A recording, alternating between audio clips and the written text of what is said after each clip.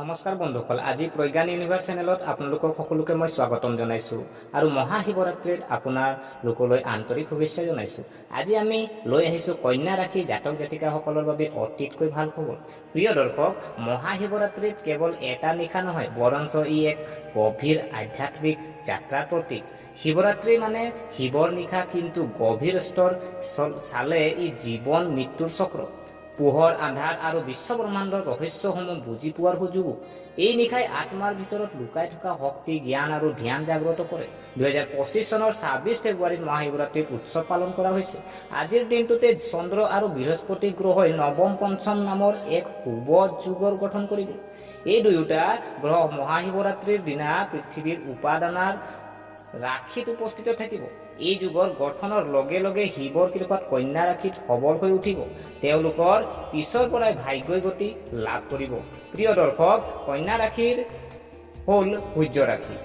বৃহস্পতি আৰু চন্দ্ৰৰ নৱম পঞ্চম যুগে আপোনাৰ পাৰিবাৰিক জীৱনৰ বাবে বিভিন্ন শক্তি আৰু সুযোগ কঢ়িয়াই আনিছে।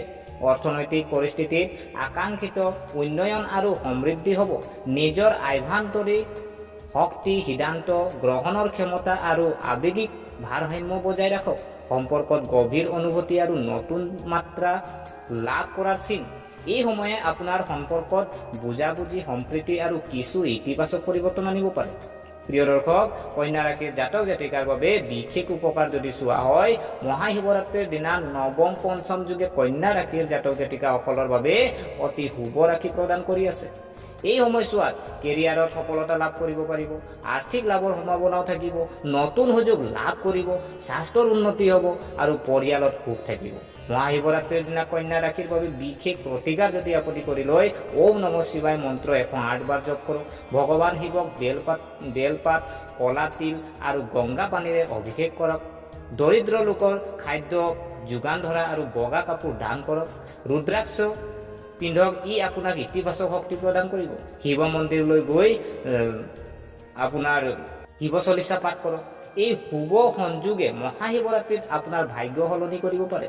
এই দিনটো ভগৱান শিৱক পূজা কৰিবলৈ নাপাহৰিব আৰু নৱম পঞ্চম যুগৰ সুবিধা ল'ব। গতিকে আশা কৰোঁ আপোনালোকে ভিডিঅ'টো চাই ভাল পালে। যদি এই ভিডিঅ'ই আপোনাক কিঞ্চিত মানুহ লাভান্বিত কৰিছে, তেনেহ'লে চেনেলটো ছাবস্ক্ৰাইব কৰাৰ লগতে লাইক কমেণ্ট কৰি আমাক উৎসাহিত কৰিব বুলি আশা ৰাখিলোঁ। পুনৰ লগ পোৱাৰ প্ৰতিশ্ৰুতিৰে আজিলৈ বিদায় মাগিলোঁ। ধন্যবাদ।